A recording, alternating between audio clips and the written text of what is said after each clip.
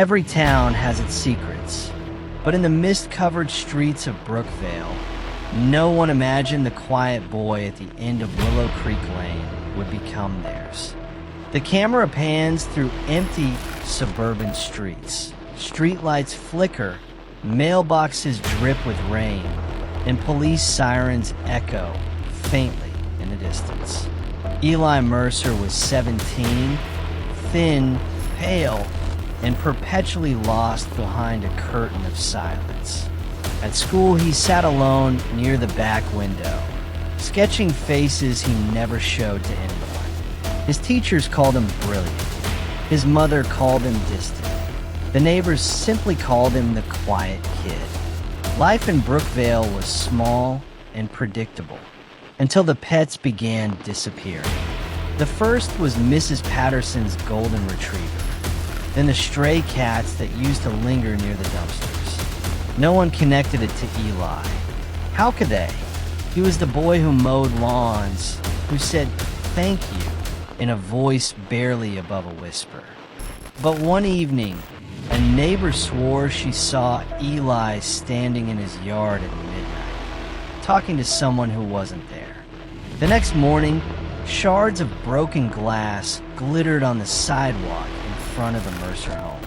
Inside that small wooden house, the wallpaper peeled like skin, revealing decades of hidden notes beneath the plaster. Scribbles in a child's handwriting.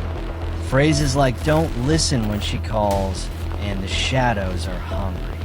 Eli found an old leather-bound journal in the attic, his grandfather's handwriting. The entries spoke of voices, of strange dreams, of guilt passed down like a family heirloom. As the weeks passed, Eli changed. He stopped drawing faces and started sketching eyes, hundreds of them. His mother tried to reach him, but he had begun to lock his door, speaking to someone on the other side at night. In the morning, he'd pretend nothing happened. But the neighbors heard arguments through the thin walls, and once, something that sounded like laughter from two voices, though only Eli lived there. One stormy Halloween night, screams tore through Brookvale.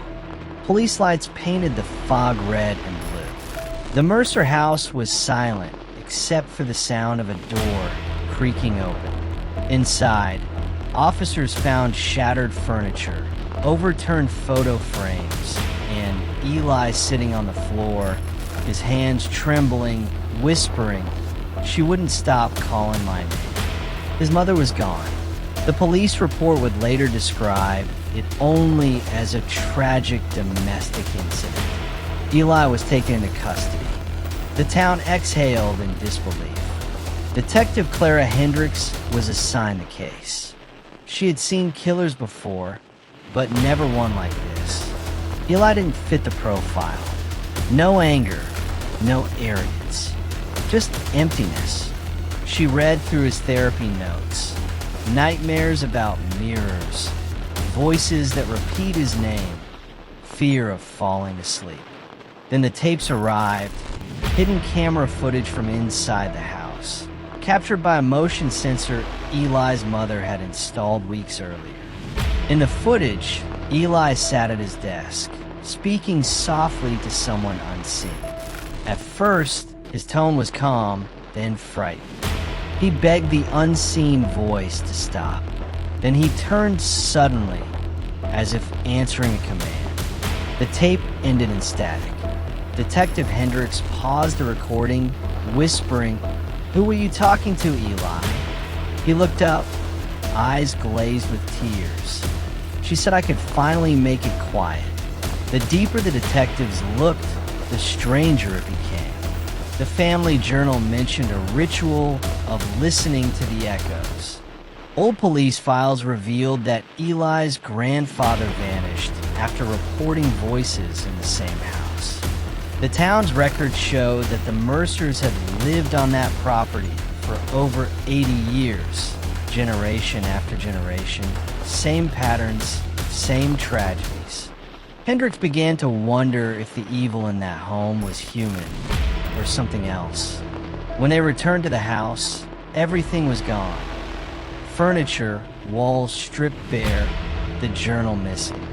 But etched on the inside of Eli's bedroom door were the words, "Don't open when she calls." Eli's fingerprints were on the handle, yet he insisted he didn't write it. Back in the interrogation room, silence stretched for minutes. Rain hammered the windows. Hendricks finally whispered, "Eli, tell me the truth. What really happened that night?" He looked at her, eyes wide and hollow. "I didn't want to do it, but she kept calling my name even after she was gone." The lights flickered. A low, distant voice, faint but audible, seemed to echo his words.